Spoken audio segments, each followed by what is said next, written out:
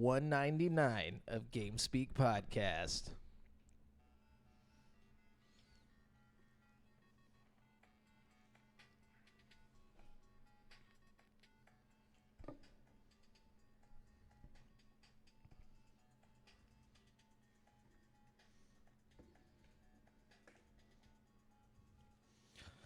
Yo, yo, yo, and hello and welcome to the 199th episode of GameSpeak Podcast. New episodes go for free feed subscribers every Wednesday in audio format on Apple Podcasts, Stitcher, Google Play, Spotify, and all your favorite podcast platforms, as well as in video format on YouTube, so you can see us in stunning HD, where we need you to hit subscribe and click that notification bell.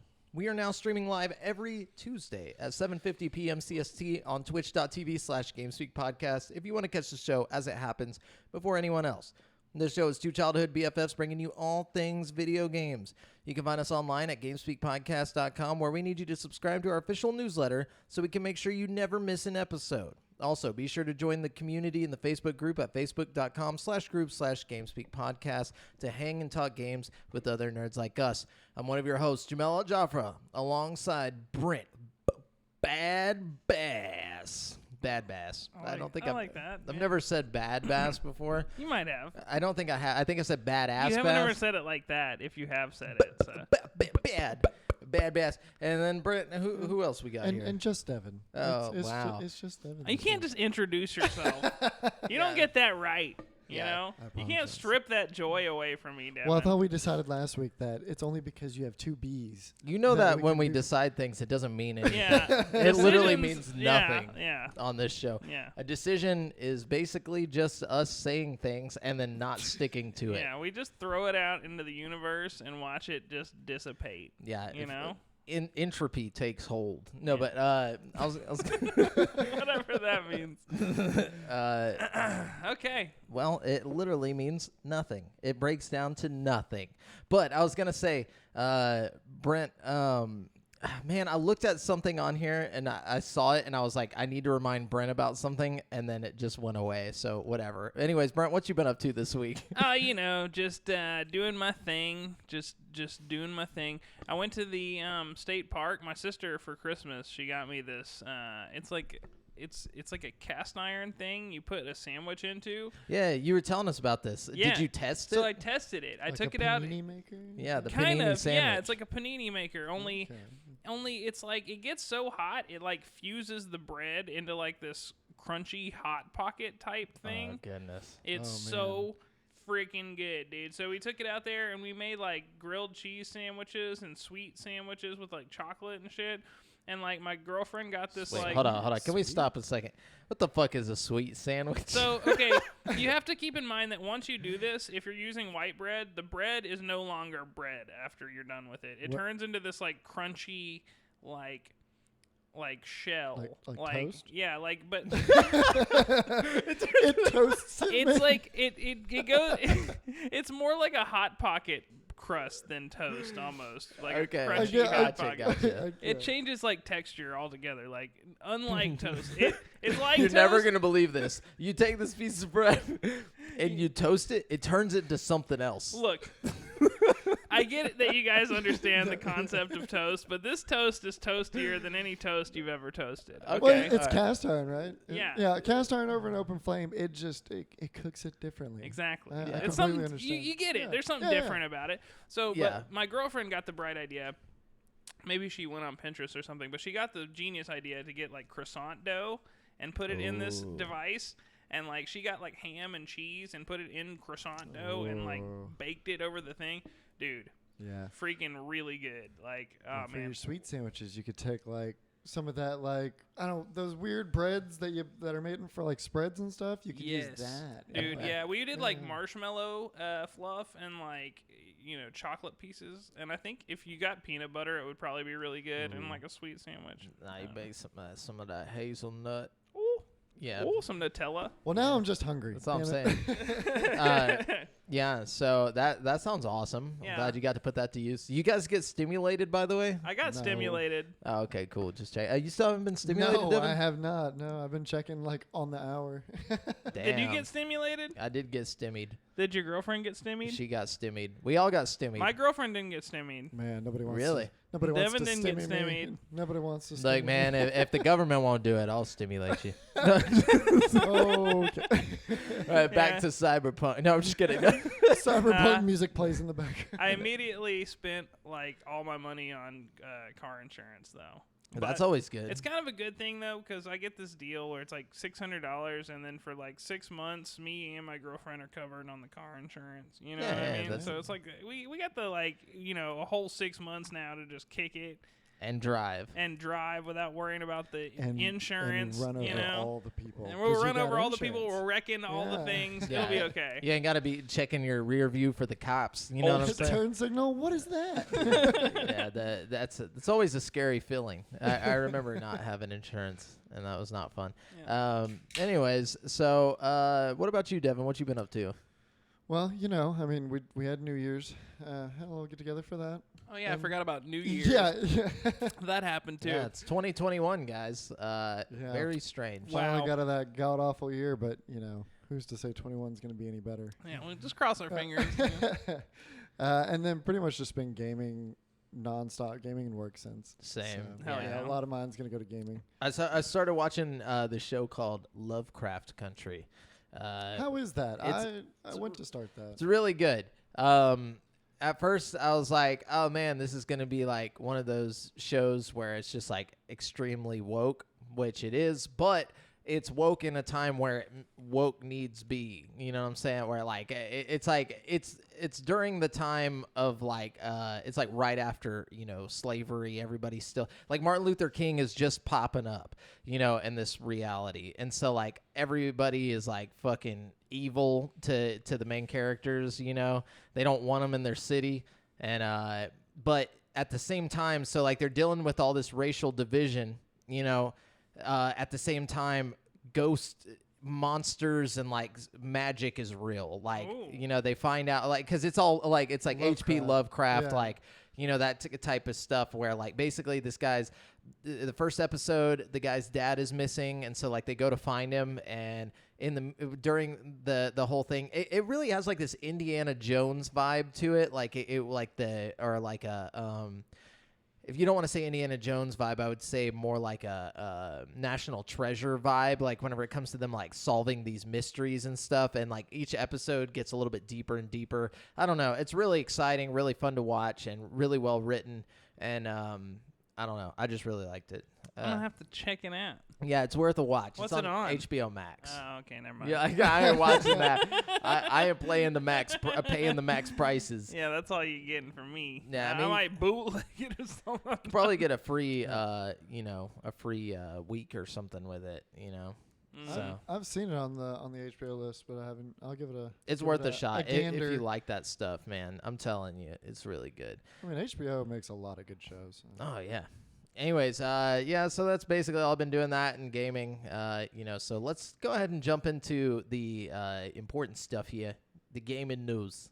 And not very much news this week. no, once again, I am asking you for news, and we're not getting it. Bro, but, we gotta give the gaming industry a break after the holidays, man.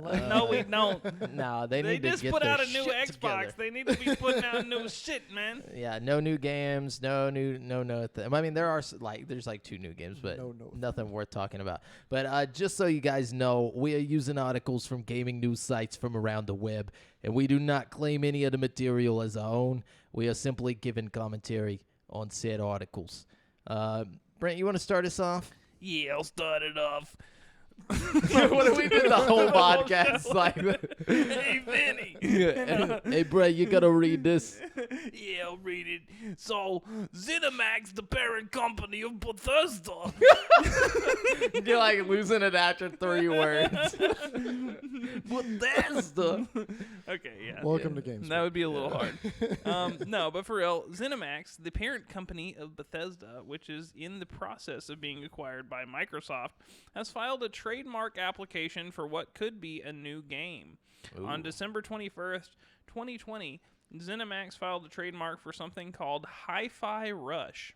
It just reminds me of like high C fruit flavored. Like that's what I was thinking. Yeah. The description states that it could be a mobile application software with online capabilities. The trademark filing also mentions PC and console. However, there are no further details on what the game might be or if it even is a game. It doesn't sound like a game. Hi-Fi Rush. Like, if anything, it sounds like a mobile game. Like that's what I said was mobile. I'm out. Yeah, that sounds like a shitty mobile game. You know what I bet it is? What's that? I bet you it's a mobile counterpart to go with Starfield when Starfield drops. Like, you know, Fallout Shelter. So. This is ZeniMax, though. This isn't Bethesda. This is like ZeniMax has a lot of stuff besides Bethesda. I know, but this is just my guess here. Gotcha. You know what I mean? I'm going to go ahead and say it's a mobile game. Instant gratification. Yeah, game. like where you just, it's high, there's fi, and there's some Russian going on. I'm calling it right now, dude. This is going to be Fallout Shelter for Starfield. That's my guess. Okay. It's not going to be like, it's not going to play like Fallout Shelter or have anything to do with Fallout Shelter, but it's going to be like, I get what you're saying. You get what I mean. Yeah, it's going to be the spin-off. Yeah. Yeah, I'm going to say that it's a licensed high C fruit rush game. We'll see who's right this I like time. that ectoplasm cooler, dude. And so we got Gabe Gerwin at GameSpot saying the Xbox Series X and Series S systems have been extremely difficult to find since they launched in November, and stock hasn't improved much at the major retailers. However, head of Xbox Phil Spencer says he's taken some steps to ensure the console will be more plentiful soon. It's unclear how soon is, but the issues affecting Microsoft are likely similar to the ones affecting Sony. Talking to Xbox Live's Major Nelson, Larry Herb, on his podcast via VGC, Spencer explained that Microsoft has been making new consoles as quickly as possible, but he's also working with their production partners to further increase output. This includes AMD, which creates the system's GPU and CPU. The Switch is the only major system. Okay, basically you get the point. They're trying. Shout out Justin, who managed to get an Series S recently. Oh, he got a Series S? Yeah, he was posting about it on the page. I wonder what that feels like. Apparently, it's pretty cool. He's saying the frame rate's nice and smooth and stuff. Yeah. I would love to get on there and give it a whirl. Yeah, give it a good old spin. Yeah. Yeah. Jamal, I think you're still the only person I know or like closely know that has a next gen. Oh, a Series X. Yeah. Corey in the group also has a PS5. Corey in the house. Corey in the house. Has a PS5. He's got a PS5, and that looks pretty sweet. Alonzi Jonesy has a Series X. Aaron's got a Series X. Yeah. But like, and the Series X is dope, man. I'm not gonna lie. It looks dope. It's like, I don't know. It's kind of weird that it has all the holes on the top, because the other day I was like eating something, and I like walked past it, and just out of like pure just unluck, like a piece of it like fell like off of what I was eating. It was like one of those Cliff Bars, and it just fell in the top, and like the fan's running in there, so you just hear it like and I'm like, oh, son of a bitch. No. And so like I like had to turn it off and unplug it, and then I like holding it upside down, like shaking it like a fucking guitar with a pick stuck in it. Oh, no. And it popped out, but like thankfully. I was like so worried there's just gonna be a Cliff Bar inside of my Series X for the rest of eternity. But it came out, you know. So if you ever drop your guitar pick or anything in there, you just turn it upside down, give it a good old shaking, and it'll come out. But yeah, so that's been my experience with next gen. Brent, oh yeah, what you got? Okay, probably the most important piece of news of the whole thing, of all the news. Following its release on PC and console in 2020, SpongeBob SquarePants Battle for Bikini Bottom Rehydrated will launch on mobile devices later this month. Goodness. Developer Handy Games, which is handling the mobile port, announced on Twitter that the game will launch for iOS and Android devices on January 21st for $9 US. So, you know, check it out. That's kind of cool, though, if you wanted to like play it for cheaper, because $9 is a lot cheaper than fucking, you know, $30 or whatever it is on Steam. You know what I mean? Yeah, and you know, I feel like that game will sit nice. It'd play fine on a mobile, yeah. As long as you could, especially if you could use a controller, yeah, which a lot of those games are nowadays. Xbox controller to it, or a PS5 or whatever. Yeah, you'll have some fun with that. Yeah. Anyways, so Aaron Garst at GameSpot says Valve is looking for a psychologist to join their team and help develop future games and its storefront, Steam. A new listing has been posted to their official site looking for someone to join the studio out of its Bellevue office in Washington State. Quote, "We hire people with broad skill sets who also exhibit deep expertise."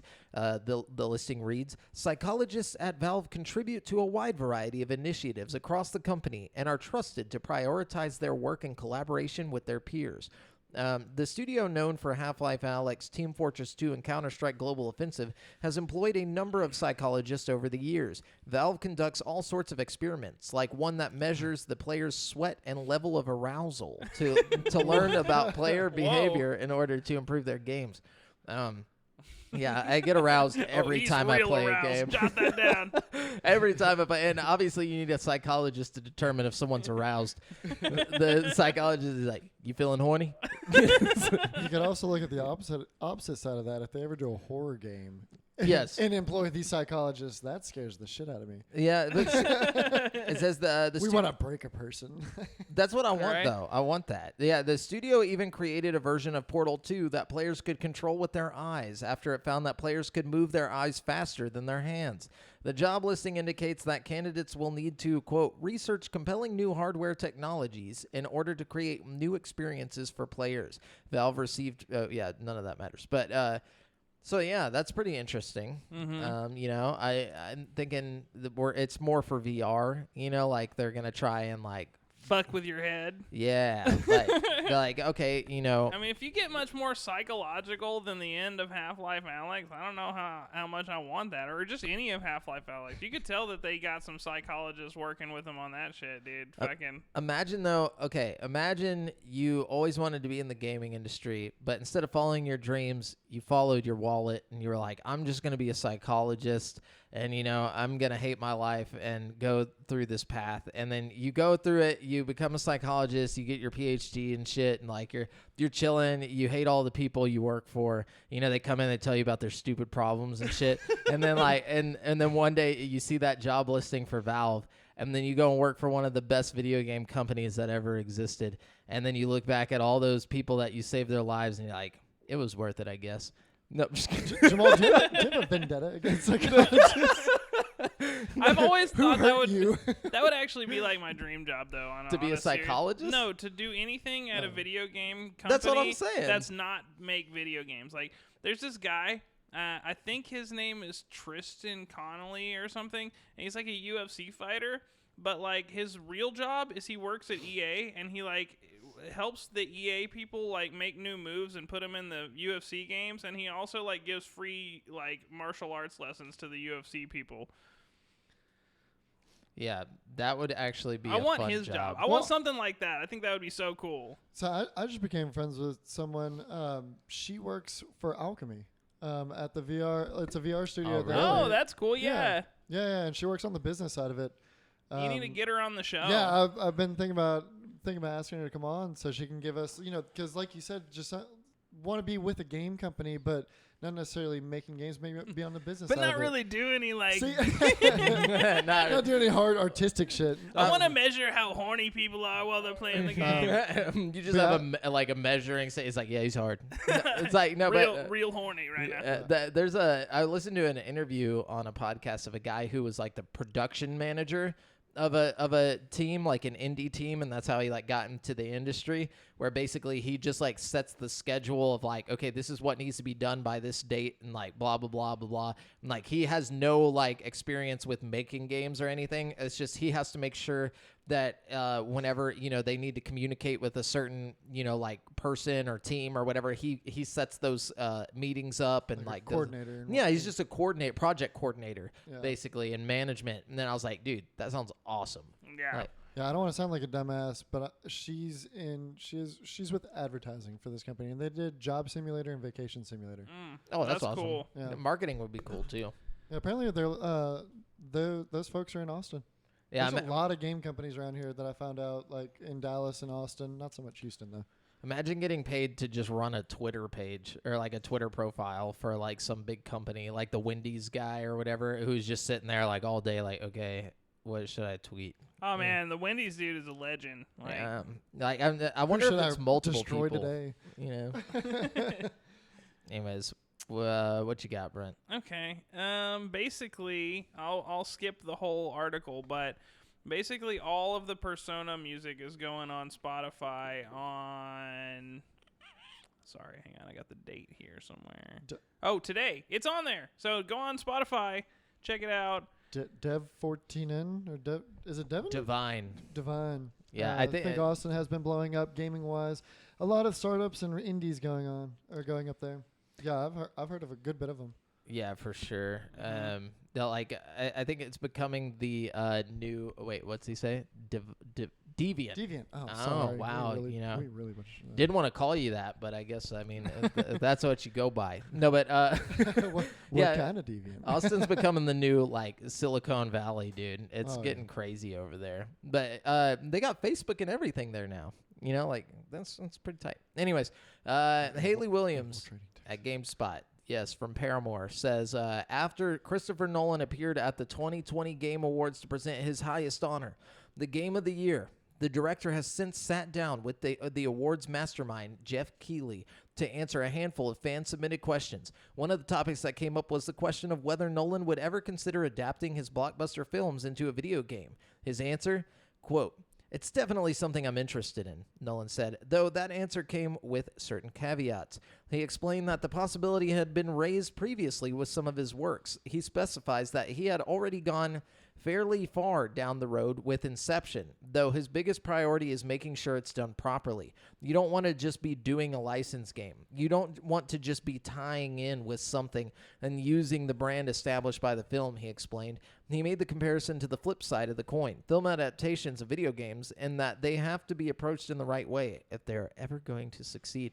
I can't think of a single one of his movies that would make a good video game. Even Inception, which maybe would make an okay video game. Like, that's the only one I can think of. I haven't watched Tenet, so maybe that one would, but... I don't think any of them would make good licensed games. I think, like, having Christopher Nolan come up with a weird time mechanic that he does with all of his movies for a game, and then, like, just making a game based around that mechanic would be really cool. What if it was like Kojima and fucking and Christopher Nolan mixed together, dude? Like fuck Guillermo del Toro or whatever. Like, oh, dude, Guillermo del Toro is so overhyped, and I hate it. Dude, I've never seen a Guillermo del Toro movie and been like, this is great. We're talking about the guy who made fucking Hellboy, dude. Yeah, well, he gets all of his hype from Pan's Labyrinth or whatever because he made that, and everybody's like, oh, dude, it's iconic. I'm like, but what else? What else has he done? Right? He did like The Orphanage, I think, which was like an okay movie. Yeah, and then he did what was that one that came out? It was like something about the water, not Lady in the Water.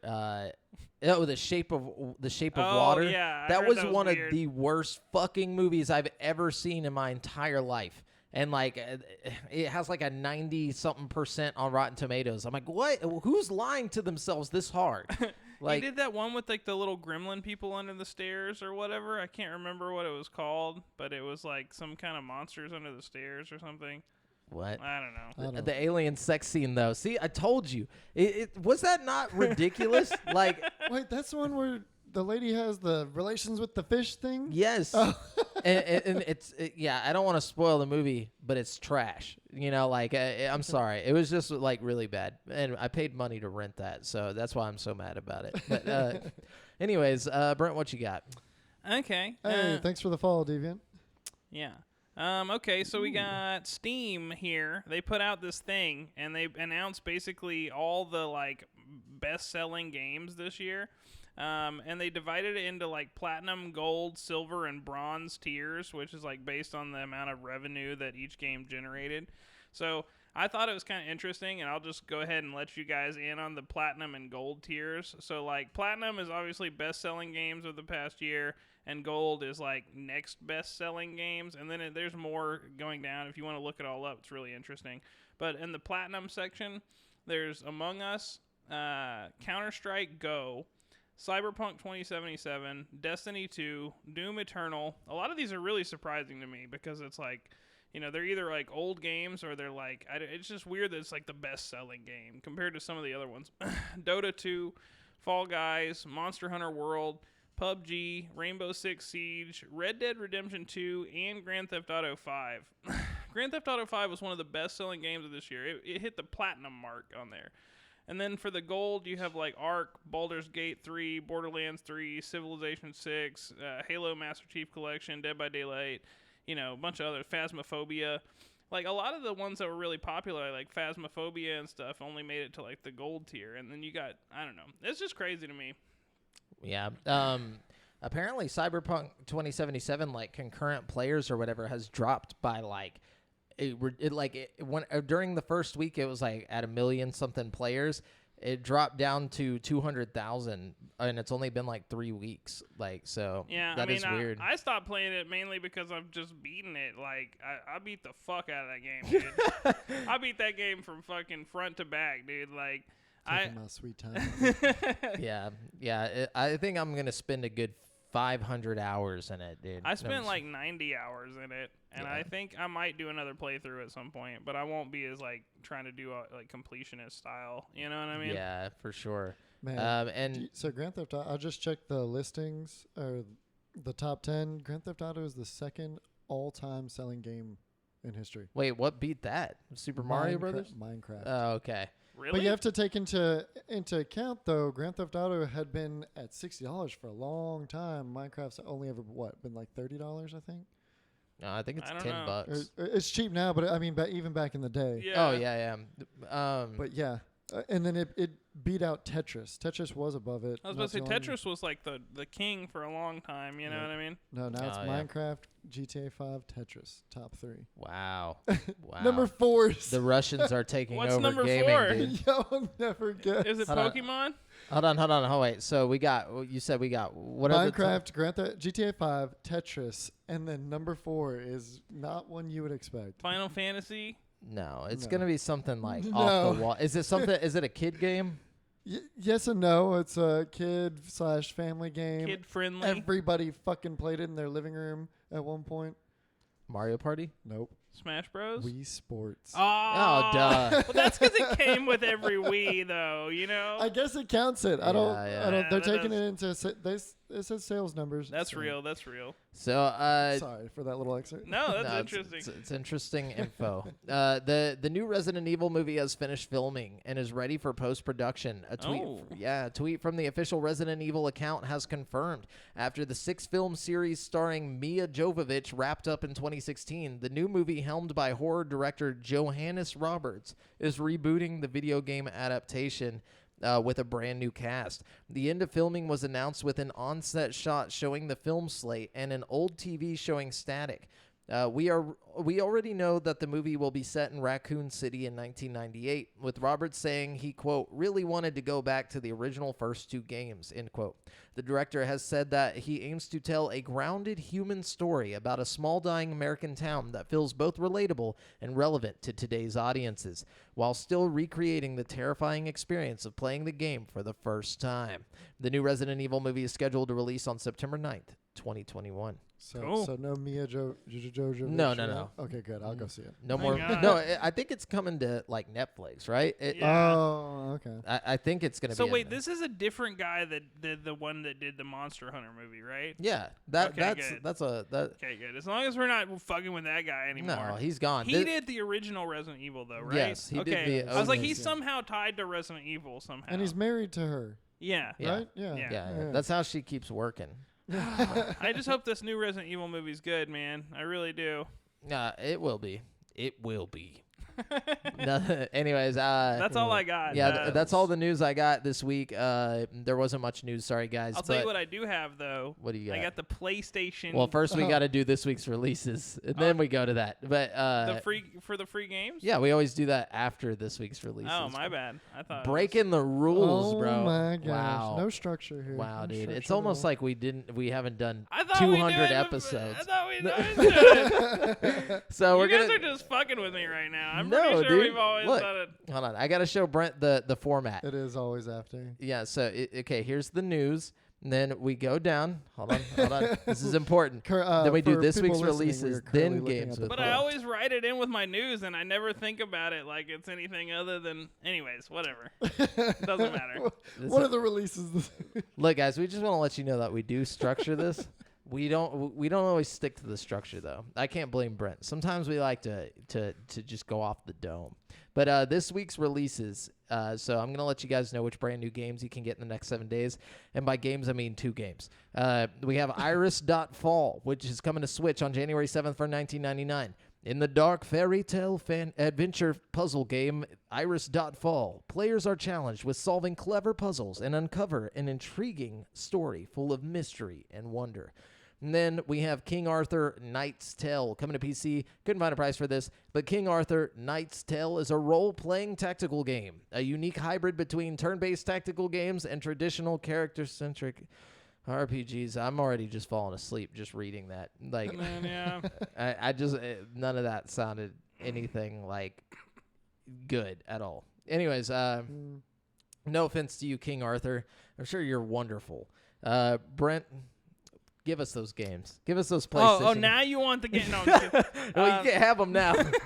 Too late. No, I'm just kidding. So for PlayStation, we've got Greedfall coming for PS4. Shadow of the Tomb Raider coming for PS4. That's a good game. It is a good game. In my opinion, it's the worst out of the 3 recent Tomb Raider games, but nonetheless, it's still good though. It is good, and it is the prettiest of the 3. And then for PS5, we're getting the PS5 version of Maneater, the shark game. Oh, that's a good one too. That's just a fun one. That's a fun little play. And I have noticed that they've been giving like a PS5 game every month. You know what I mean? Maybe not like sometimes it's the same one. Like they let Bugsnax run for 2 months, I think. But either way, they got some free games for you if you're on the PS5. Just gotta get a PS5 now, right? Like, true. Good luck. Like, yeah. Anyways, so let's jump on over to currently playing now that we're done with the PlayStation games with gold. No, I'm just kidding. I'm just kidding. The free PlayStation games. Don't kill me. So anyways, currently playing. Who wants to go first? Who wants to fight for this? Man, I don't care. All right, Brent, you go. All right. So I've been playing a lot of stuff. I played through Batman Arkham Origins. Which is pretty cool. You know, it's the only Batman game I hadn't beaten all the way. I was about to say, I thought you already played this. No, I beat like all the 3 ones that Rocksteady made. And all the good ones. Yeah, well, no, I mean, I wouldn't say they're good. Look, so, okay, I played all the other ones on my Xbox One. You know what I mean? Did you just say you wouldn't say they were good? No, I wouldn't say. Maybe I did, but I didn't. I didn't mean that. That's not what I meant. I wouldn't say they were bad. Whatever. Just listen to what I'm saying. Yeah, okay, I'm listening. Okay. All right. I was like, Origins is that good? No, it's not. It is, but it's not. It's not as good as the other ones. Gotcha. But listen to what I'm saying. So, like, originally, I played Origins, and it's, like, wasn't that good because, like, it wasn't... I had just got done playing the other 3, and, like, when you play them on the Xbox One... graphically, Origins is still the Xbox 360 version.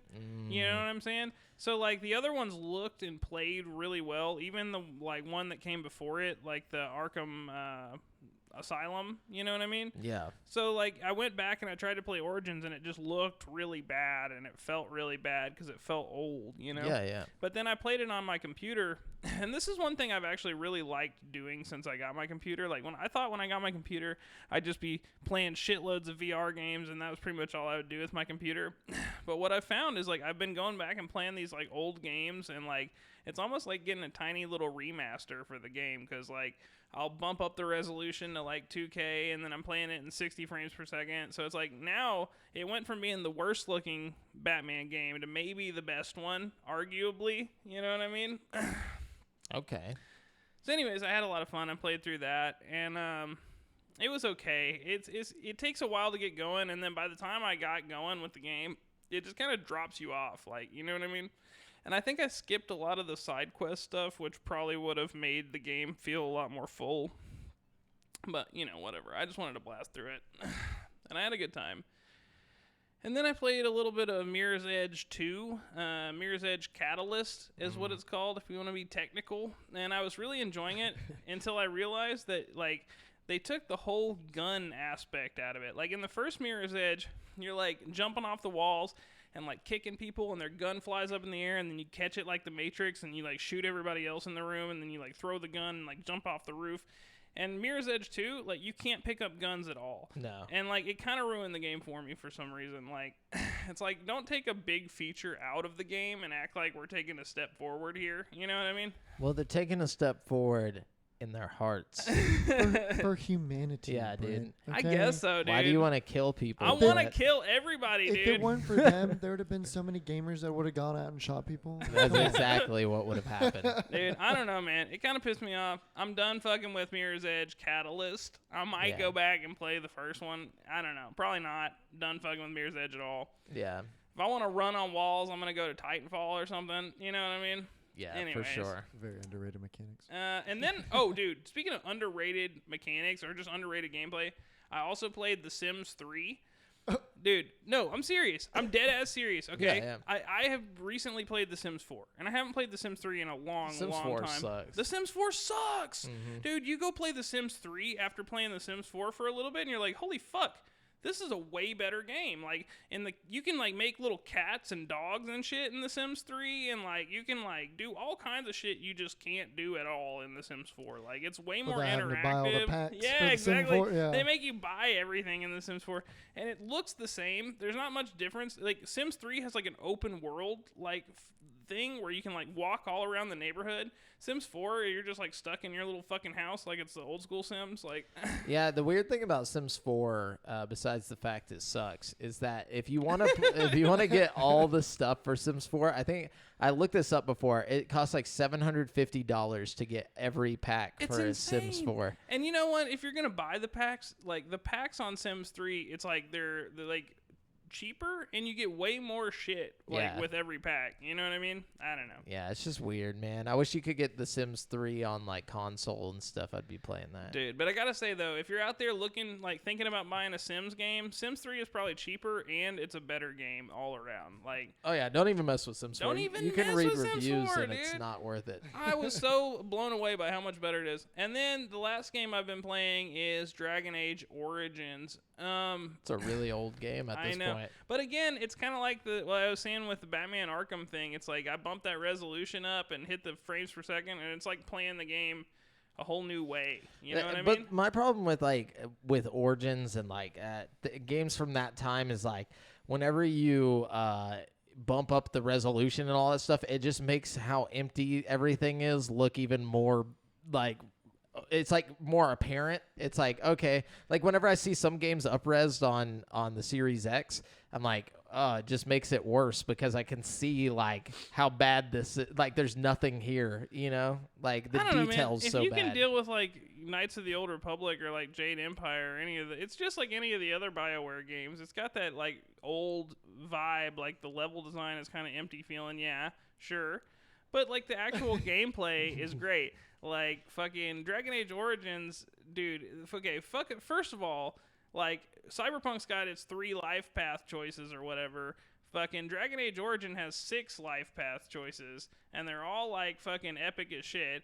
So like, I don't know, man. Yeah, but do they got Johnny Silverhand? No, but they probably have like a lot more content than fucking Cyberpunk in general. I don't know, man. And at the time, it was probably just as impressive as, like, fucking, I don't know. Either way, it's a dope-ass game. I'm having a lot of fun with it. Feel that. So that's what you've been playing? Yeah, that's what I've been playing. Devin's been excited to talk about this. So, Devin, what's been happening over there? What have you been doing? Some really good VR. What you got? I got some good VR in this week. So it started off with I downloaded Squadrons, or I bought and downloaded Squadrons. Oh, yeah. And that What'd you think about that? That is amazing in VR. Oh, man, my computer can't handle it. My CPU isn't good enough or something. Well, no. So I'll talk with you after the show. Long story short, you have to go into some very intricate settings, like with the launch of the game and some other graphical settings to get it running smoothly. Once you do that, it's crazy. Like, yeah, you'll have to show me. Yeah. For those who don't know, the Star Wars Squadrons, you pretty much dogfight in TIE fighters and X-Wings and shit. And in VR, you are sitting. You still have to use a controller or keys, mouse and keys, but you're sitting in the cockpit and you can look around, and it is like flying in an X-wing or a TIE fighter, and it's so much fun. The mechanics, like the vehicles fly differently too. Like the TIE fighters have a lot sharper turn radiuses and stuff. Like thought went into how they fly and stuff. Oh, that's awesome. So that has been really cool. You do any multiplayer on there? Yeah, that's all I've been doing. I said fuck that. I went through the campaign just enough to play multiplayer, and then I swapped over to it and been getting in dogfights. First game I got like 5 kills, which wasn't terrible compared to my teammates. So do you get like a little like droid that will scream when you die? Yes, and you can also have a repair droid too. So you can customize the ships too. You can have different loadouts on the ships. Oh, sweet! So you can put like fucking like the like in fucking Need for Speed Underground too, like Underglow and shit. Yeah, man. Spinners. You put fucking spinners on those. No, it just no. You can only edit the loadout. There may be paint schemes for. I highly doubt there's paint schemes, but. You can do the loadout, and then your pilot, you can customize his armor and stuff, unlock different armors. Star Wars Squadrons Underground. Yeah, dude. To the window. Hot pursuit. And then like Jar Jar singing it. The second part of my good VR week was Fallout VR. Oh. Which you also have to really optimize for your computer. I was about to say, Fallout was another one that gave me a lot of trouble. Yes. It was janky looking. Yeah. Like when I go out in the open, like it looks good if I'm like indoors or like in a house or something. But then if I go out like in like just the big open world, it's just like blur, just a big blur. Like everything around me is like a big oil painting that got smudged or something. Like so you have to go into the launch settings of the application itself and change. It's the same thing with Squadrons. It's a HDI setting. What the hell that is, I don't know, but now I know how to get into it for games and set it to where it. Wait, it's the same thing you got to do for Squadrons? Yeah. You'll have to show me how to do Yeah, it's all a this. scaling. From what my little dumb tech brain doesn't know, it's a scaling issue when the game launches and goes into VR for some reason. It's a scale. Yeah, I'll show you how to do it. But no. So once you get that fixed in Fallout VR, it's actually pretty badass. It gets a tiny bit choppy if you're moving fast through a lot of like detail. But if you're like you said, especially if you're in close space, it runs really smooth. The enemies move smoothly, and very surprisingly, it has the aiming, how they optimize it. It is extremely just like it feels right. I don't even have to use the sights, and with a pistol, I was just like smacking the boat flies out of the sky. Yeah, I mean, all that was working good for me. It was just the graphics were looking. Yeah, you just got to do those settings. You got to turn off anti-aliasing in the graphic settings, and then you have to go into the actual application itself and change the HDI to it like scales to your computer. I think I could be entirely wrong. I need to get in there, man. You should check out Skyrim, man. If you're having fun with Fallout, the Skyrim is really well optimized. Yeah, I'm thinking about getting it because it's on sale too. Dude, it looks Fallout on PC. VR and Skyrim, they're both under $20 right now. Ooh, that's nice. Dude, you should pick it up, dude. Skyrim is, I mean, it's Skyrim. Yeah. You know. And then other than that, Cyberpunk, because my shit runs good. Hell yeah. Somehow, nice. You could also be having issues. Like I could show you how to optimize that shit on Cyberpunk too. No, That's Cyberpunk's looking fine. And then COD, me and Jamal got several dubs in. Yep. They call us the doublers. Except that one time that we got 3 in a row, and then Jamal joined and it ended. And then that ended pretty quickly. I'll take the blame for that. No, we lost before he even joined. But yeah, we got 3 in a row on the mini royale, and I looked at it before this little mini royale launched. I didn't have any COD wins. I ended the week with 9 dubs and a 2.24. Ooh, I like that. Yeah. Get your stats up, boys. Getting them kills, bro. Y'all come play COD with us. We have a Discord and everything. Yeah. Even if you're not on PC, we can work. Well, we can go into game chat and everything, but just let us know on the page. Yeah, that would be tight. Lots of Warzone playing on my end over here. But right now, DMRs and MAC-10s have basically broke the game. I fucking hate the game now. Regular Warzone is unplayable. It is literally unplayable. And even the mini royale is getting that way. Yeah, dude, the MAC-10, you can literally melt people in like 0.2 seconds. Like the moment you put your fucking reticle on somebody and you pull the trigger, they're dead. And then like it's the same with the DMR. You can do that, but at long range. So it's like people are making their loadout just a DMR with a MAC-10, and then they'll just fucking kill you. Like you'll have like full armor. They'll have like no armor. 2 shots. Like they'll be across the map and they'll hit you with 2 shots with the DMR and you're just fucked. I hate it, dude. I hate it. Hate it. Anyway, so as soon as they nerf that, I'll be back up in COD. Right now, I'm taking a break from it because of all that. Well, every Tuesday they do a patch, so hopefully it got fixed today. That's what I'm hoping. Yeah, it's today that shit got fixed because that's just trash, dude. And then it's worse than the Dragon's Breath. Like it's so bad. But then I played the Forest. The guy that I was playing the Forest with, or like the people that I was playing the Forest with, they had this like modded out version where like we started on the 200th day, and it was just fucking insane, dude. Like some things I didn't even know existed in the game started happening. It was really crazy. We started going in through like the tunnel systems and stuff. It was fun, dude. Okay, so we had our little blunder. Me, Brent, and Brent tried to play Forest in VR, and my shit was really messing up. But last night or the night before, I hopped in it just to see. I fixed all my stuff just to see if it was running good, and I created a completely new game. And there was a whole encampment around the plane already with a bunch of. I think it's randomly generated. It is, yeah. Okay, well, there's a whole encampment with a bunch of dead people like everywhere, and there was a bunch of sticks with heads on them. Yeah. And I was like, "What the?" I was like, "Did you get the game working better?" Well, it's not randomly generated. It's one map, but your plane will start off in a different place every time you start. Yeah, because I've played like 3 different games, and every time the plane, like sometimes I have to jump to get in the plane, and sometimes it's just like I can walk off the plane and like it's. Well, I got the really shitty starting because it was in the middle of this camp with nothing but dead people on heads on pikes and then also hanging from trees.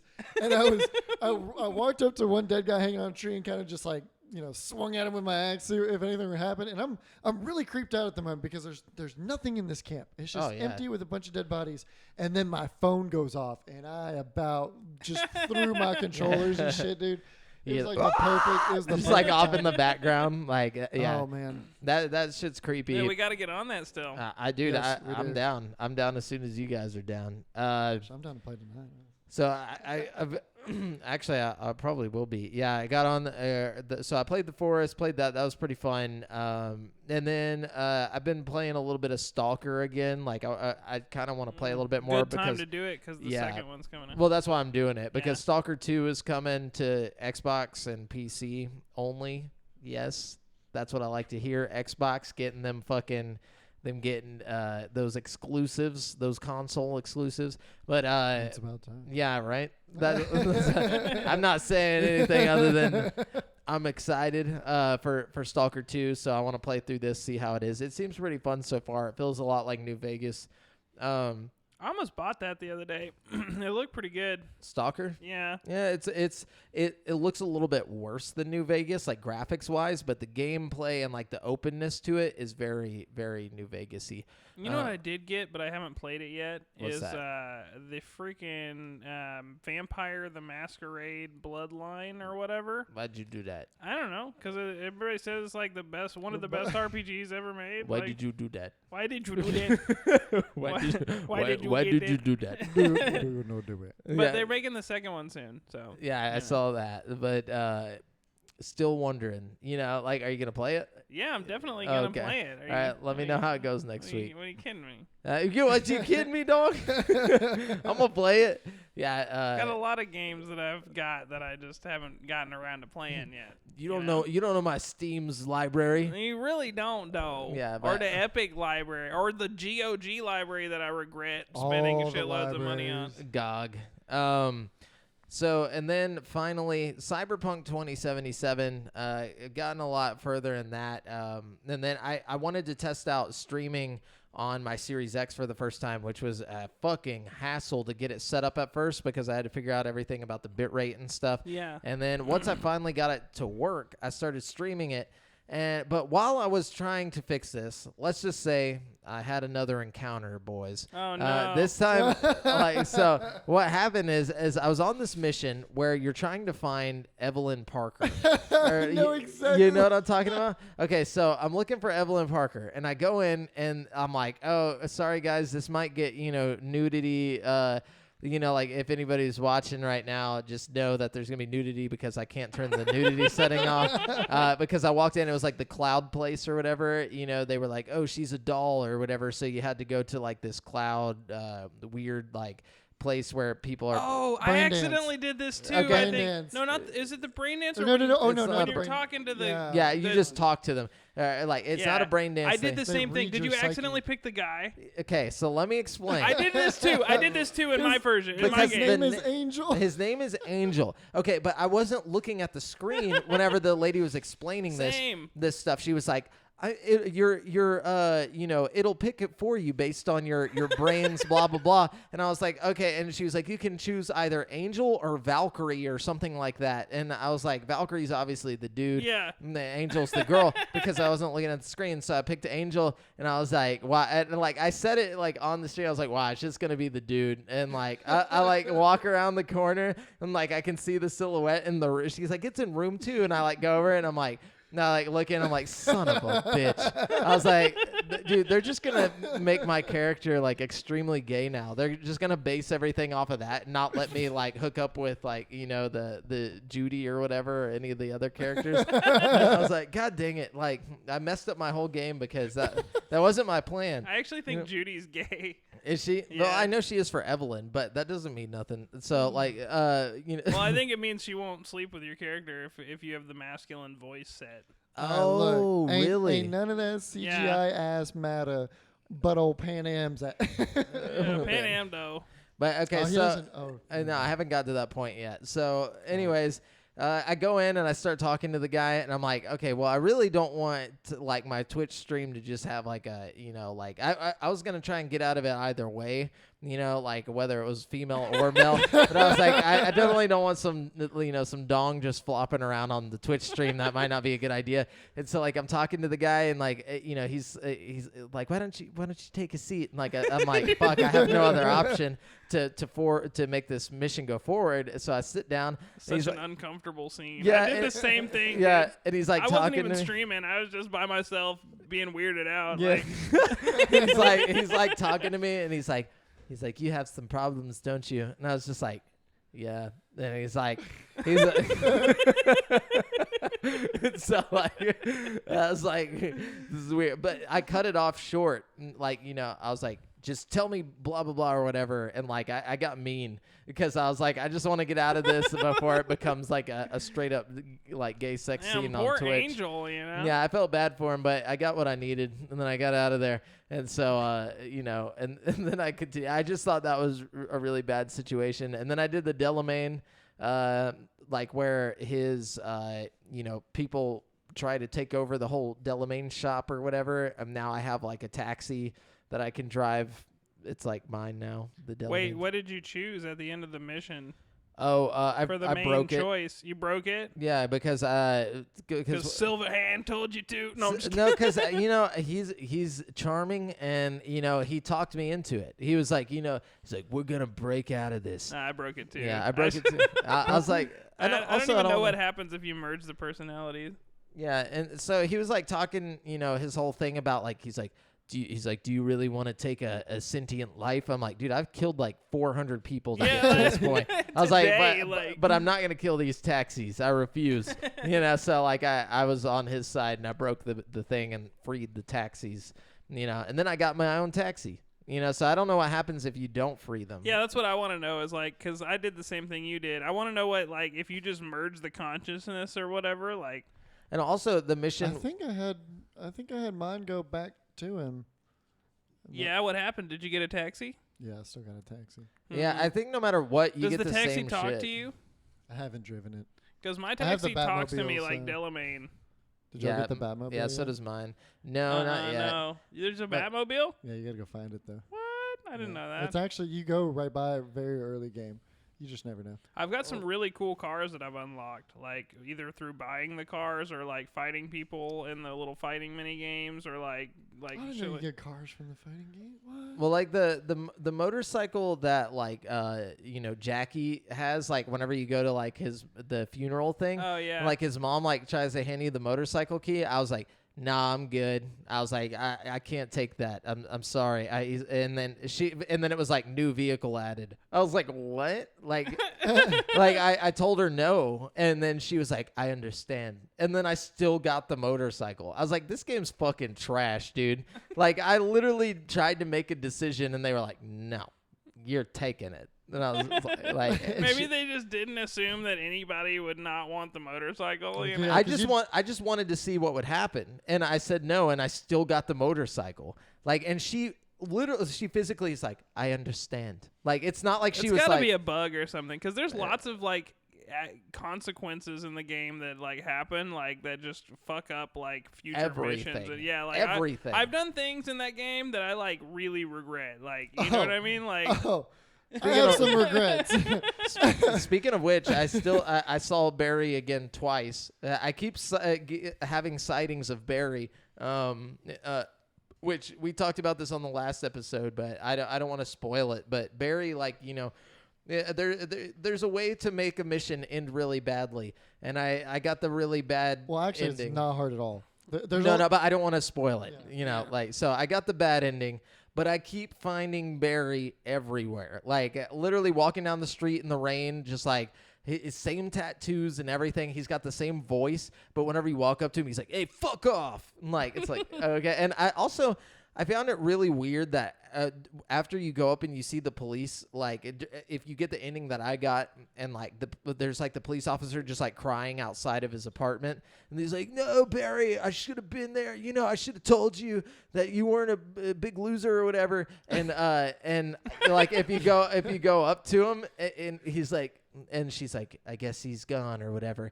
And then like 2 seconds later, they like morph back into normal cops and like, hey, get out of here. Like even though he's like sitting down there, the little like sight thing starts filling up. Yeah. I'm like, bro, seriously? I had a glitch where they like decided they hated me, and like every time I would leave my apartment, they would like start shooting me. For like half the game, I was like having a gunfight every time I walked out of my apartment door. Like, just sometimes I hate this game, dude. Like sometimes I really enjoy it, but then sometimes I'm like, you guys could have tried, like it's like this could have been like a thing that worked, and like it would have been really cool. Like it's just too buggy, I mean, I feel that there's hella bugs, but at the same time, it's maybe my favorite game I've played in a long. It's time. definitely fun. I mean? Like, I'm not hating. Like it keeps bringing me back in, but it still pisses me off that I'm like, I know it could be so much better. Like I could see, like even with like Fallout games, it's not bugs that like fuck up your whole game. It's like there's like or just like pull you out of the immersion. Like sometimes it'll be like you just like start flopping around on a rock or whatever in Fallout, and it's like, oh, okay, this is weird, I'll just restart it or whatever. But never is it like you walk into a place and like you talk to someone and like they'll just like freeze for like 10 seconds and like that's gotta be more of a console thing, because like it happens all the time. Like I'll go in and I'll be or like I'll be talking to somebody, like having straight dialogue for the main mission, and somebody will call and I'll accidentally hit the button and they'll just come on and start talking over the person talking for the main mission. That's happened to me a few times. Like, I hate that. I'm like, how do they even allow this? Or like you're driving through town and like important story dialogue is going on, and then fucking Delamain cab will pop up and it'll be like, fuck you, I'm Delamain. Yeah, and it's like, dude, like how did you guys fuck this up so bad? Like if you're already on a mission, don't make shit pop up while you're fucking in dialogue. Like it doesn't make sense, but like it was like just little things like that where like it's still a few patches away from getting being under my skin, dude. I'm like, how? I think whenever they hit it with that Series X patch, though, it's gonna be fucking awesome. Oh, I hope so. Like, dude. I really think it's gonna take the quality of the game up a significant notch or two. My thing is like they're saying that they got this free DLC coming very soon,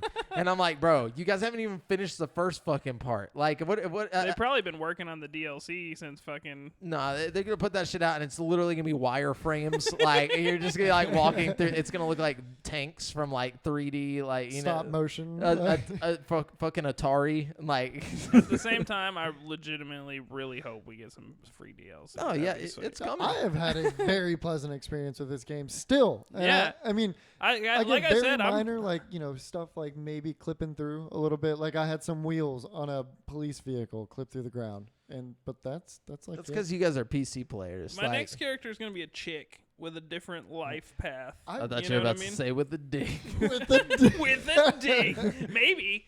Yeah, it could be 2021. Yeah, we're doing things crazy now. Still, the funniest one that I've heard though, the funniest glitch is by far Brent's with the guy who kept following him throughout the whole. Dude, man, that's so fucking hilarious, bro. I'm not even gonna tell me you recorded a lot of that. No, I wish I had. Damn. I didn't record anything from my Cyberpunk playthrough, which I should have.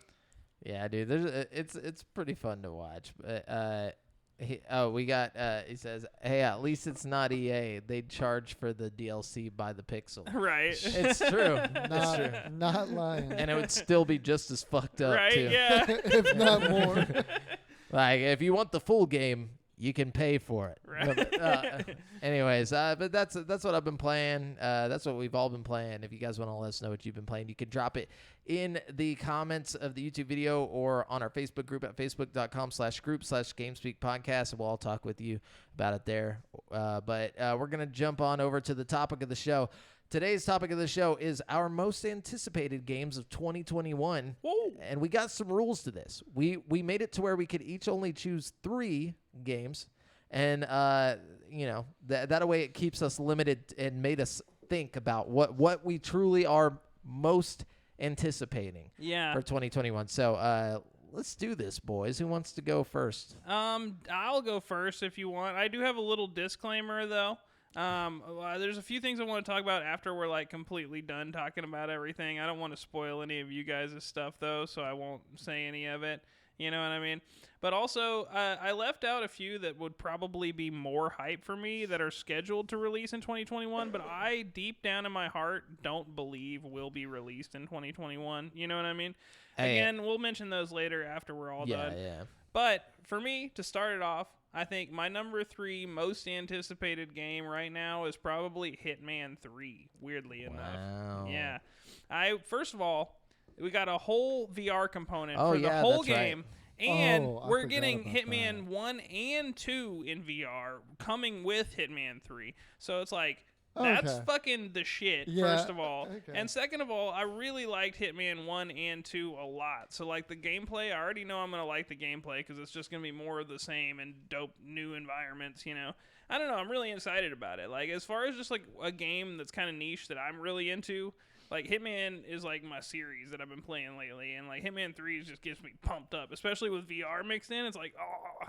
Anyways, yeah, they're fucking well done. I mean, the Hitman games are good. Yeah, they're graphically really solid. Very creative with all kinds of shit. You get so creative, and there's like different ways. Like you could play like the same level like 15 times, and it's different every time. Different things you encounter, and like I don't know, I love it. I can't wait to fail in VR. I know, right? I've never once finished a single level in them. Like I've tried. The trick with Hitman, the new Hitman games, is like saving a lot.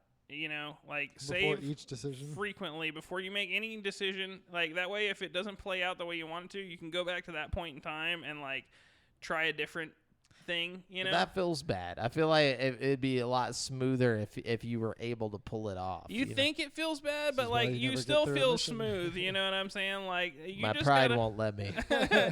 Maybe, I mean, like, get good and then play like that. You know what I mean? Like, never. Use this as a way to, like, better your Hitman skills. Some shots you know? The worst, though. But, no. Okay. I thought he had posted something else. Okay. So, Devin, or do you want me to go? How do you want to do this? I can go.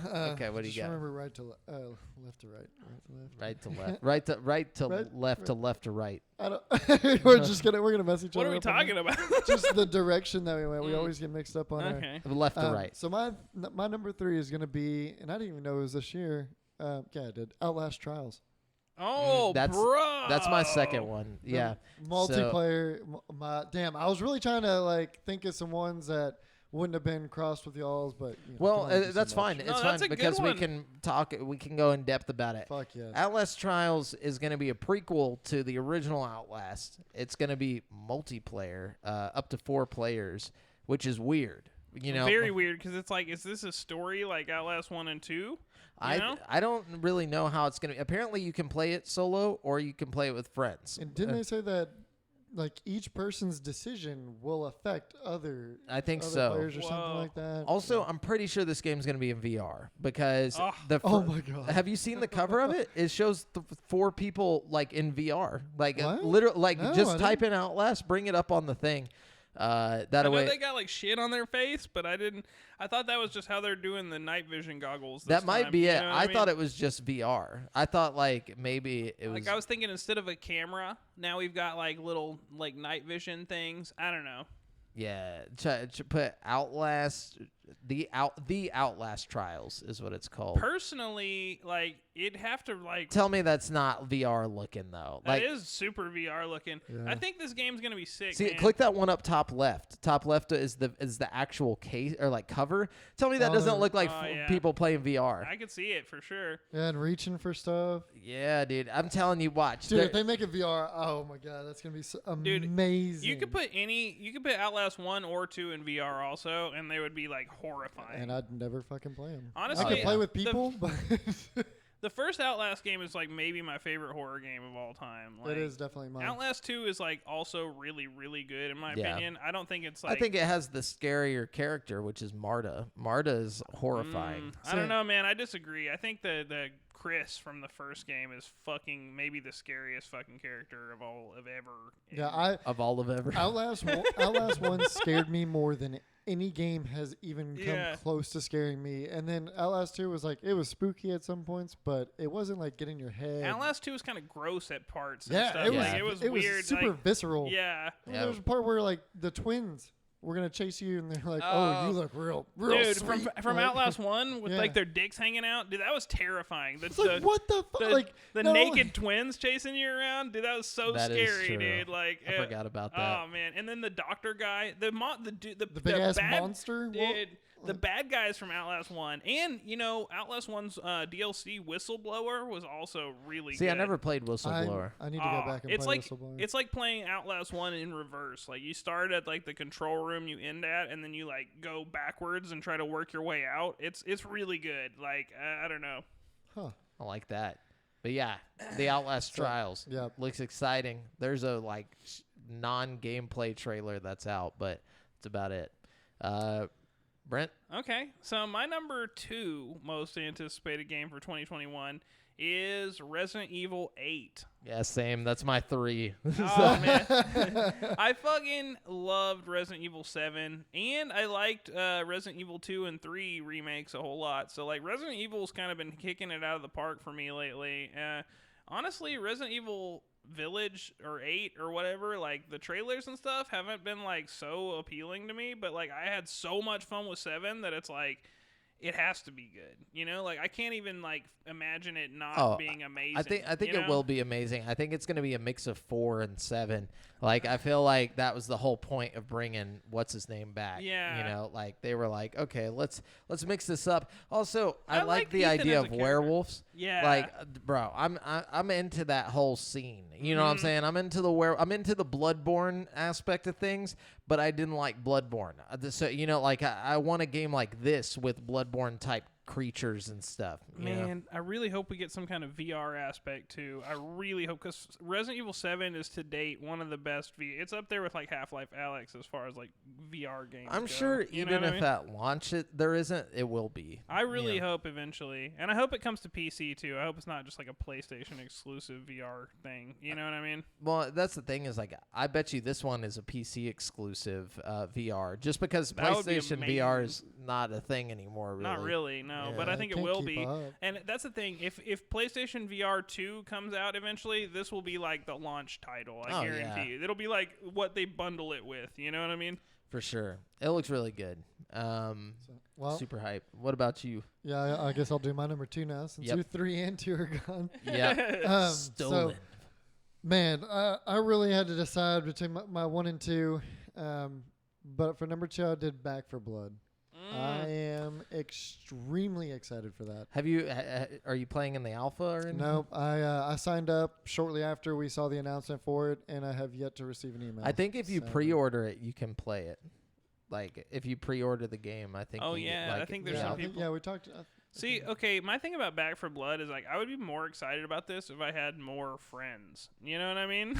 Like, I played Left 4 Dead a whole lot, like, whenever I would, like, have friends over and we'd all sit on the couch and play it together. You know what I mean? Well, and Brent, I think you got us, man. Yeah, we play got a with you. Well, you guys got to come over and we'll do it. That would, No, I mean, it's called the internet, Brent. That if we could all play online. See, I don't want to play on the internet, dude. I don't want to fucking.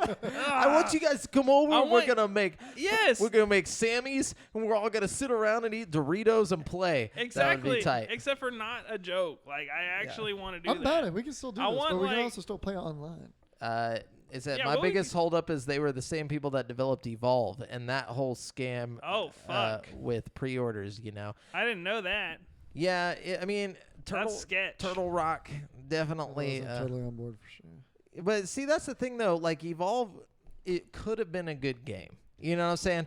And from what I've heard, most of the people who have played the alpha of this game are enjoying it. You know, it's not like it's not Evolve. You know, I don't want to call it anything. I fucking hope not. No, Evolve was terrible, Yeah, dude. they took a gamble on on a fresh idea, and it didn't pan out which too well. This is something that's been practiced, and But Evolve has been taken and turned into something good with Friday the 13th and literally in like Dead by Daylight. Those are literally just knockoffs of Evolve, but like they're with different. Yeah, though. they're not though. Giant Yeah, they monsters that are. you're flinging I'm to. talking about the You're not one fighting person versus the other team. Yeah, but you're not in those games. You're not fighting like Jason and fucking like the monsters from Dead by Daylight. You're running away or starting generators. Like in Evolve, it's like an unbalanced fucking fight where you have to cooperate with 4 people who aren't gonna cooperate with you and like try to fight this dude who's like way more powerful than everybody else. It's just like it was a balancing issue for Evolve. Well, see, you know what I mean? my point is though is that they had a great idea that just wasn't executed well. Yeah. This is an idea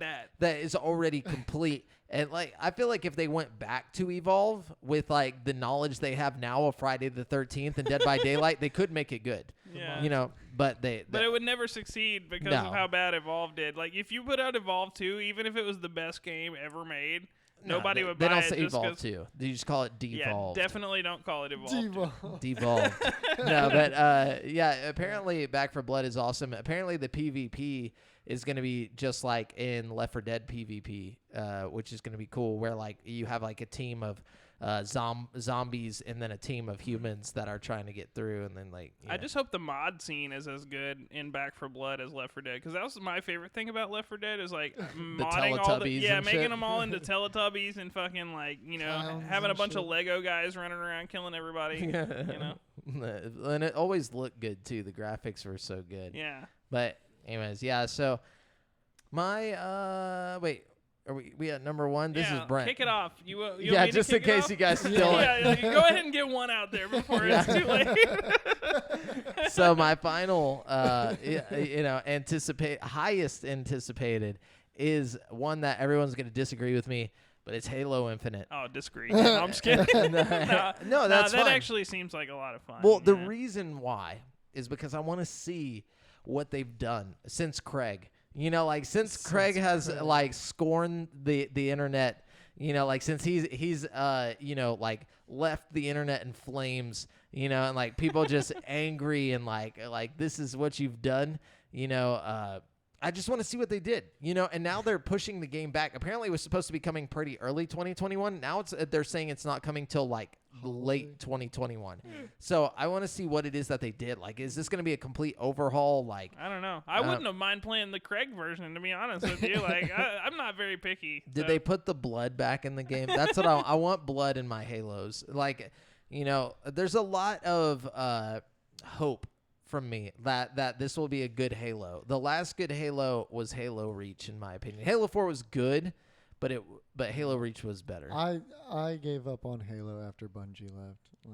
Well, that's unfortunate because Halo Reach was amazing. I kind of feel the same about every Halo, to be honest with you. Like Halo 1 through 5, like I had about the same amount of fun with all of them. Like I didn't like Halo 5 at all. Like Halo 5 was just bad to me. Nobody liked liked Halo 5.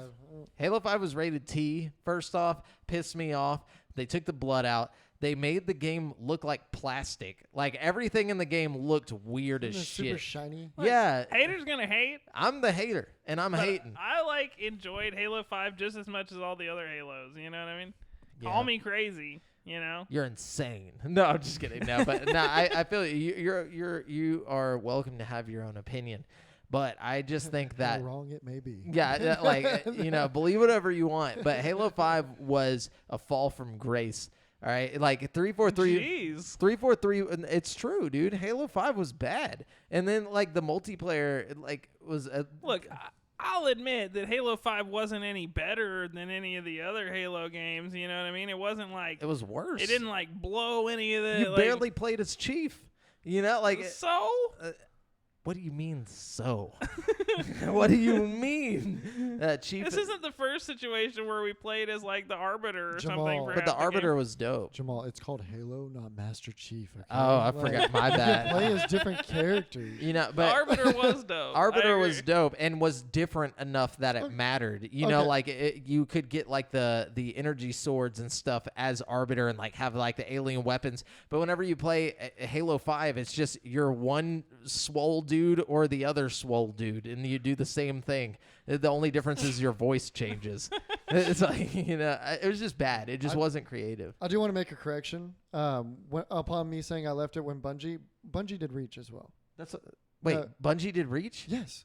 Which one did they? I guess 4 was the first one by 343, and that's why I didn't. 4 did suck. Yeah, that's it why didn't suck. Because I played a lot of Reach. I was like, wait a minute. 4. Okay, so with 4, the front runners sucked. I hated fighting the front runners or the forerunners. My bad. Yeah, I thought that storyline was a little stupid, but I wasn't finish the story. I played an I hour or two, and I was like put my controller down. I was like, this sucks. No, it just the Forerunner weapons sucked ass too. Fighting them was just whack. And I didn't mind the weapons. I didn't mind. I thought they didn't really fit into the universe very well. But I didn't mind them as an enemy. I thought it was fun and kind of different. I don't know. Yeah, but again, I'm probably not the best person to consult about optimist. Halo. You know what I mean? But when it comes to Halo Infinite, though, I am extremely hyped. I want to see what the future holds for the Halo franchise, and if 343 can get their shit together and bring us a Craig that we all love, just something to bring the world back together, Okay. I like that. So I'm going to move it on to mine over here. So my number 1 of all time, forever. Of all 21. Of all of 2021. Of all time. Of all time. Is going to be Harry Potter. You motherfucker. Hogwarts Legacy. I almost put that on my list, but I was like, Brent's going to put that on his list. I knew he was going to put it on there too, but that's the one I'm the most hyped for, without a doubt. Okay, I think most of us grew up reading Harry Potter. Watching Harry Potter. Wishing we were freaking wizards going to Harry Hogwarts. Potter. In the wizarding world of Harry Potter. I'm a what? Not only that, but as a kid, I played all the PS1 Harry Potter games, and I played most of the Harry Potter video games, and I really enjoyed most of them. But it's I've always wanted a more open world style kind of thing. And decision making. Well, this one looks like the KOTOR of Harry Potter. That's what it looks like it's going to be. But that's why I'm not. I don't want to get too hyped because I feel like I'm making something in my head that it's not actually gonna be. Yeah, me too. I probably am. Well, okay. I'm a big Harry Potter fan. You could slap a fucking mess of an RPG as long as it's a Harry Potter RPG. I can be some amount of happy. Yeah, we haven't had this at all. We haven't had any kind of any. Well, and the fact that it's it's basically set 1,000 years or something before the. No, it's 1800s. Or 100 years. I'm sorry. 1800s or something. Yeah, it's 100 years before the Harry Potter films. Yeah. So you can basically do whatever you want with this story. You know what I'm saying? It's not when was Tom Riddle chilling? When did that happen? That's not around this time, is it? I think it. Is this a prequel? You said? Yes, it's a prequel. Yeah, it's I think it's late 1800s. I have no freaking clue. Yeah, it's supposed to be like 100 years before the films take place.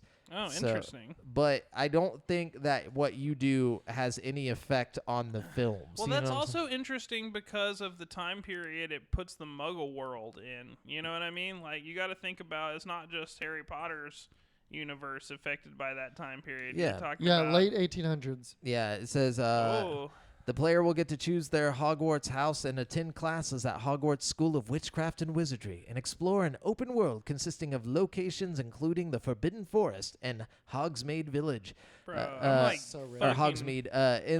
In the game, the player character will learn to cast. Okay, none of that. What's the plot though? So if it's in the 1800s, when does the Harry Potter films take place? That's got to be like the 2000s. Early 2000s, yeah. So yeah, I mean, I don't know when Tom Riddle was chilling, but I feel like you're going to end up running into Tom Riddle, or it's going to be like the like right before all that. I don't know. Let's think about that. Like, fucking Voldemort was like... I know Dumbledore is old as shit. But when did Tom Riddle or whatever his fucking name go in Hogwarts? Yeah. This is very important information. Very important. 1938 to 1945. Okay. So it'll be even before that. Yeah, it'll be before. So basically, So they don't want predates- this to affect anything in the in the movies. You know, like When was Hogwarts founded? Can we look that up? Because this might have something to, like, you know, we might meet like the real, you know, Well, no, Hogwarts has been Godric around for a Gryffindor long and stuff. time. You know what I mean?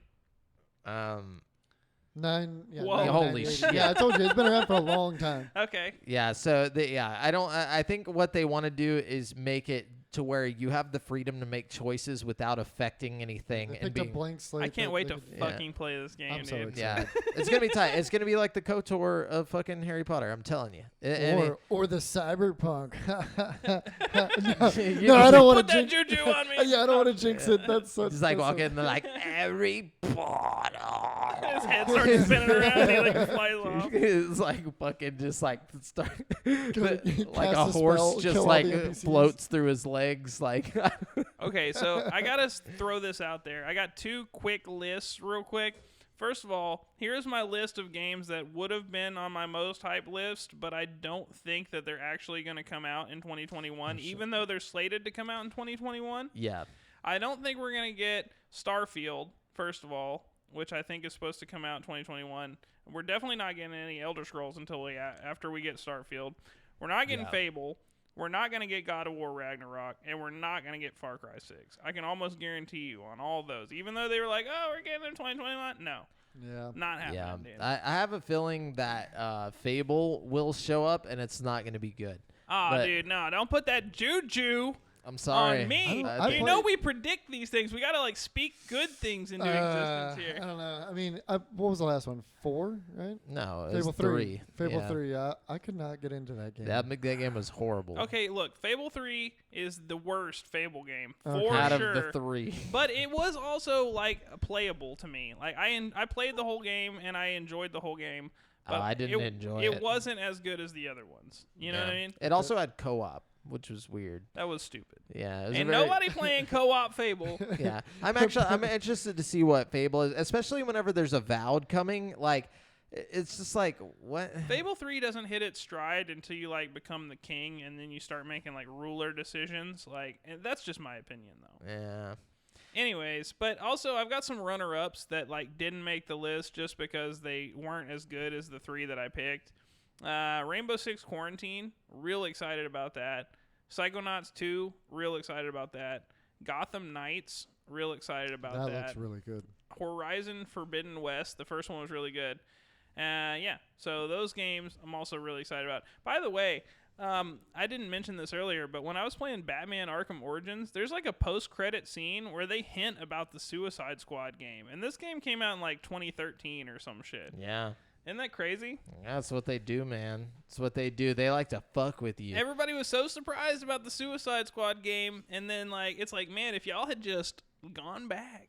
Well, they apparently they've hid. There's always like a hidden room in the Arkham games that, like, you know, like it took them. Apparently, that game came out in 2016, and they didn't find it till last year, like the hidden room. I don't know about a hidden room. I'm talking about just the post-credit scene. Oh, okay, my bad. I'm talking about like look up secret room in Batman. Apparently Which one? Origins? Night. No, I think it's a Night. Yeah, secret room. See what it says. Is anyone still searching for the secret room? That was like, yeah. So it came out in 2016. They didn't find the secret room till last year. Wow, Like that. that's cool. And they had to like fucking like clip through and like do a no clip situation to even find it and all this stuff. And apparently every time it'll be like a thing that hints at what the next game is or something. Like the one that was in City showed off Night or whatever. But anyways, Really, that's really cool. Yeah, very interesting. See, that's interesting though, because the Origins, well, first of all, it wasn't a secret room, but there might be a secret room in Origins. Yeah. But that might be a Rocksteady thing. You know what I mean? Yeah, it's Rocksteady for sure. But yeah, But see, I think Rocksteady's the one making the Suicide Squad game, right? Or is it? Yeah, it's Rocksteady. So it's interesting that they would hint at the Suicide Squad game from the Warner Brothers game. I don't know. Well, Either I mean, way, I'm sure because it's all the part of the same situation. Yeah, they probably knew they were working on it. Yeah. Anyways, that's our topic of the show this week, guys. If you want to let us know what your most anticipated game of 2021 is, please let us know. You know where to let us know. We're going to jump on over to the People's Champ. Brent, do we have any questions? I know we did this early, but I didn't go and look and see. Give me a sec. I got to dig back in the files real quick. Brent's thumbing through the files. You got to go through the files real quick. We have like a whole like just a filing cabinet that we keep all the People's Champs in. No, we don't. Going through the A's. Going through the files. There's no such organization. I checked the F's. I checked the F's, Brent. Oh, yeah. Oh, here in the J's, I got one. Oh, okay, cool. Okay, so we're going to give it to Jason Domican here. He says, Oi. He says, nah. No, sorry. He says, nah. He did say that, but that's not My the answer is question. yes. He said, if you could take any video game character out for a meal and a chat, who would it be and where would you take them? Goodness. Wow. That's Okay, tough. So if we're going on a meal, is this a date or is it like just like we're hanging out? A meal and a chat. It could be Angel, Jamal. Look, I don't know. It could be.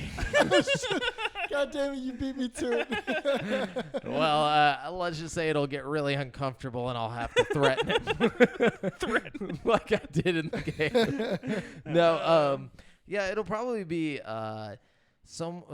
this is tough because it's like, are there really any super deep characters that like you're just like, I want to know more about this person, you know, like, or more about this character that I don't already know. Maybe Joel before he got his head caved in. Wow! Spoiler alert! Like, yeah, like that wasn't spoiled before the game even came out. But yeah, probably Joel, just so I can be like, so what was going on? You know, like what? You know, what's going on in that head of yours? I mean, before we open it. You know? Damn, no, I'm just kidding. Brutal. It's, hell yeah, Bayonetta looks like she could be pretty deep. Yeah. I mean, deep. Pan Am. No. Yeah, I mean, hey. No. Hey. All right. Pan Am might be the right choice. Honestly. If we're not. Yeah. Are you going with Pan Am? No. To not be a creep. Actually, like now that we mention it, probably Jackie Wells. He was so cool. Like he would just be like a dope friend to hang out with. Yeah. R.I.P. R.I.P. The Jack. Choom. R.I.P. the Choom. Man, you know, Kratos would be pretty dope to get some stories from. I think he'd kill you. I don't think I'd want to hang out with Kratos, dude. Yeah, he's not too deep, honestly. Like He'd the fact rip that your arms off or something. Yeah, he speaks with his actions, not with his words. You know, like yeah, I'm definitely like for me, Jackie. That's it. Like I'm in it right there. Right, Cyberpunk. I'm going Pan Am with it. You know what I mean? Cyberpunk. Hey, I'm just saying, like, dude, Jackie was bro. Can you imagine getting a drink with Jackie, just chilling, hitting the club? Like, Jackie was the choom. He was the choom, dude. He's like, he's your choom. Your closest choom. I saw someone use gonk in the real world in a comment. Nice. What was the other one? It's like spot. Preem. Let's Delta. There's Preem. Delta, Preem, choom, gonk is like the insult. There's one where he's like lock or something like that. And I can't remember what he said it for, but I was like, what the fuck are you I'm pretty talking? up to date on my Cyberpunk slang. So Yeah. Hey, we're almost to 2077. Might as well start using it. All right. You know? Old chooms. Nope, just You bunch of gonks.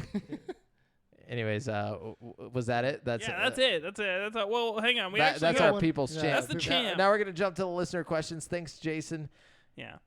We also have John Evans Turner here. Ooh. He says, What's up? so what's the definition of being sweaty, and why is it only from being a tryhard? So imagine you're playing so hard that you're working up a sweat.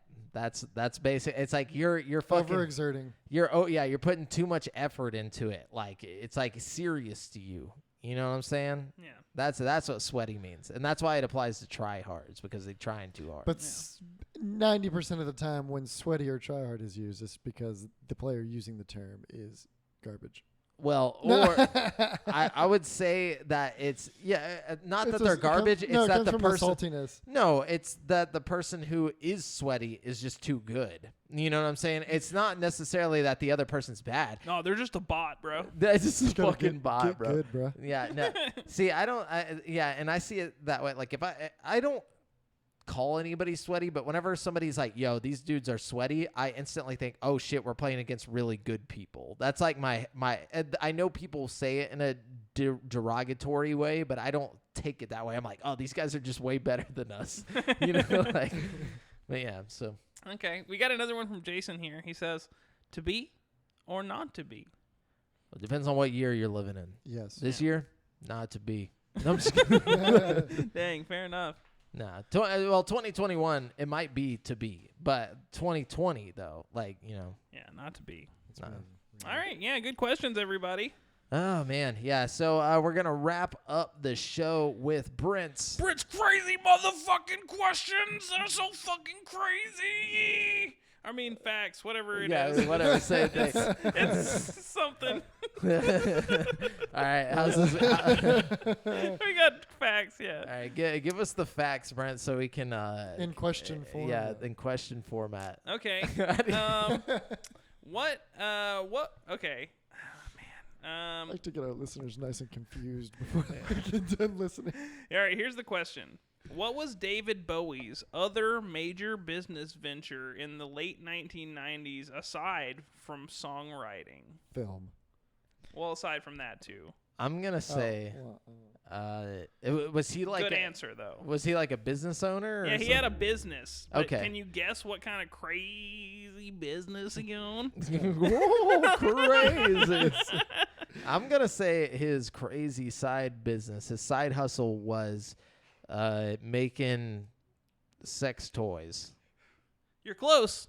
I was going to go. No, you're not close. Can I give another? Okay. Yeah, definitely. So because that one was apparently obvious. Mail order brides. Ooh, you're even closer. What? Oh God, what is Yeah, what is that? But not really.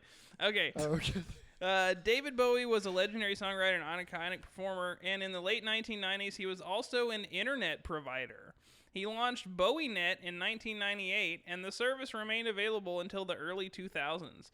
For $19.95 a month, users would receive an email address, your name at davidbowie.com, 5 megabytes of online storage meant for a personal website, exclusive audio of video of Bowie, access to chat rooms where Bowie would supposedly pop up on occasion, and even multiplayer games. On top of your a supposedly high-speed internet service, which was sort of like dial-up. It just sounds like Net Zero. Yeah. Yeah, it's like basically. But Bowie. You know. Wow, that was informative. Yeah, pretty crazy, huh? I have learned something new. You know, I think I'm probably one of the only people in the world that doesn't know much about David Bowie. Oh, you know? I don't know very much about David Bowie, other than that he was in the Labyrinth and that he had an internet service that he provided. Yeah, now I know that. Before that, all I knew is that he was a musician of some sort. I don't even know if I've ever heard a David Bowie song. Like, you definitely have. Have I? Yeah. All right, sing me a David Bowie song, Brent. Well, I'm gonna embarrass myself because I'm gonna sing it, and it's not gonna end up being a David Bowie song. Just sing it. Let me see if I know what it is. Oh man, I'm too Everybody embarrassed. knows David Bowie I'm too songs. embarrassed to fucking sing it out loud because I think it might not be David Bowie. Now that I'm like, you thinking can't of just it. be like, oh, you know a David Bowie I song. guarantee you do. Hold up, let me just make sure it's David Bowie before I like make a fool out of myself. Yeah, okay, you know that song is like ground control to Major Town. That's David okay, Bowie? I do know that song. I didn't know that was. That's David the Bowie. only that's David David Bowie Bowie song I know then. Yeah. There's probably another one. And the only reason I know that I feel like the only reason I know that is because after he died, they started playing it on everything. And I was like, oh, that's interesting. That's real. But yeah, so good to know, guys. I'm so curious as to how. What did you say, Jamal? What was your guess? Sex toys. Sex toys. Yeah. Was close to internet. It wasn't. It He was wasn't. just kidding. That was a joke. But remember, guys, you've been listening to GameSpeak Podcast, courtesy of GameSpeakPodcast.com. The show posts for free every Wednesday on all podcast platforms. But you can watch it live before anyone else on twitch.tv/GameSpeak Podcast every Tuesday evening at 7:50 p.m. CST. Be sure to submit any questions you want us to read on the show, like Jason Domican did, to the GameSpeak Podcast Facebook group at facebook.com/group/GameSpeak Podcast. Check out our video content on youtube.com/createforsanity. And if you want to stay up to date with your boys, you can find me on Twitter at the handle @JofferJamel and Brent at BrentHas1. That's the number 1. And Devin at Devondreus. Devondreus. It's not Devondreus. Devondreus. You say tomato, I say Devondreus, okay? Check out the GameSpeak Podcast Instagram. Until next time, listeners. Later. Deviant, appreciate you chilling with us, man.